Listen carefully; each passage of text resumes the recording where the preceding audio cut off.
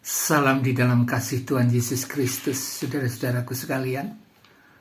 Judul renungan hari ini adalah hidup dalam kebenaran keluarga.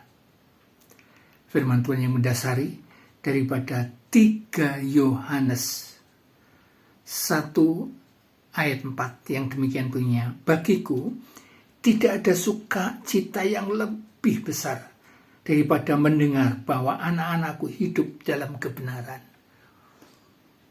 Saudaraku, sebagai ilustrasi ini, seorang pemahat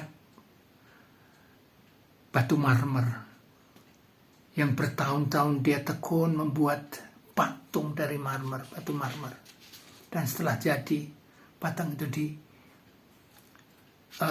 ditempatkan di suatu pameran masyarakat umum, dan pemahat itu dengan sukacita melihat dalam pameran ini banyak orang berkerumun melihat patungnya itu. Dengan berkerumun melihat patung dan mengagumi patungnya, dia sudah sukacita dalam hatinya. Nah, demikian juga firman Tuhan ini. Orang tua akan melihat anak-anak di dalam kebenaran Tuhan. Itu hatinya sukacita, tidak ada yang melebihinya. Sukacitanya. Yang pertama, saudara-saudara, makna dari firman Tuhan itu apa? 1. Keberhasilan sejati. Itu dilihat dari pola hidup orang tuanya dalam mendidik rohani, sehingga anak-anaknya itu hidup dalam kebenaran. 1 Tesalonika pasal 2 ayat 19 sampai 20. Mana yang kedua? Konsistensi iman dalam keluarga itu sebagai gaya hidup keluarga itu. Jujur, ya, tulus, rukun, setia kepada orang tua dan kepada Tuhan. Amsal 23 ayat 24. Mana yang ketiga? Keberlanjutan atau estafet iman dalam masa depan keluarga itu tetap terus berlanjut di bumi ini via keluarga masing-masing. Jadi ada generasi baru yang terus dalam kebenaran Tuhan setiap saat. 2 Yohanes 1 ayat 4. Kemudian bagian yang kedua, saudara, praktek nyata hidup dalam kebenaran keluarga itu apa? Praktek nyatanya 1. Saling terbuka, menolak kebohongan. Jadi membangun keluarga dengan jujur, dengan tulus, dengan rukun. Tidak ada rahasia di dalam keluarga yang tersembunyi. Efesus 4 ayat 25. Praktek yang kedua, membangun mesbah keluarga. Itu kelihatannya gampang tapi sulit. Kenyataannya membangun mesbah keluarga, kebaktian keluarga setiap malam, mendengar firman Tuhan, berdoa syafaat. Itu untuk mengumpulkan keluarga, untuk membangun mesbah itu sangat sulit. Tapi tolong, itu utamakan dalam keluarga setiap hari, supaya keluarga hidup dalam kebenaran. Yosua 24 ayat 15b. Praktek yang ketiga,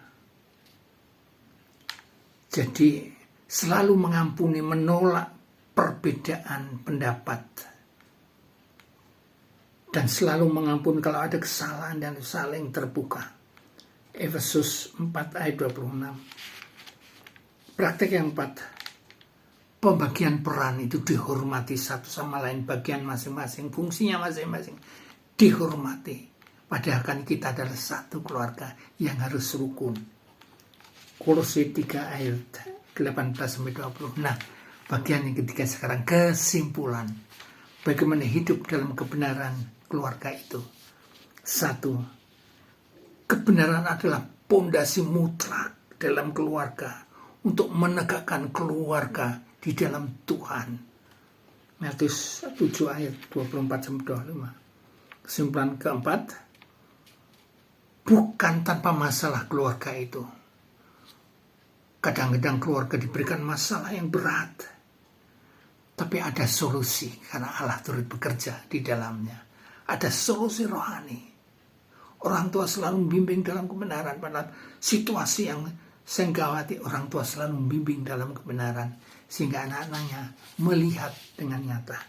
1 Korintus 10 ayat 3. Yang ketiga, dalam keluarga yang baik, yang rukun, yang sehat, itu adalah kesaksian yang sungguh indah dalam masyarakat sekitarnya.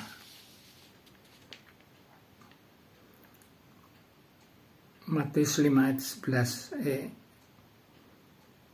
Matius 5 ayat 16. Yang penting, saudara dan saya itu harus waspada.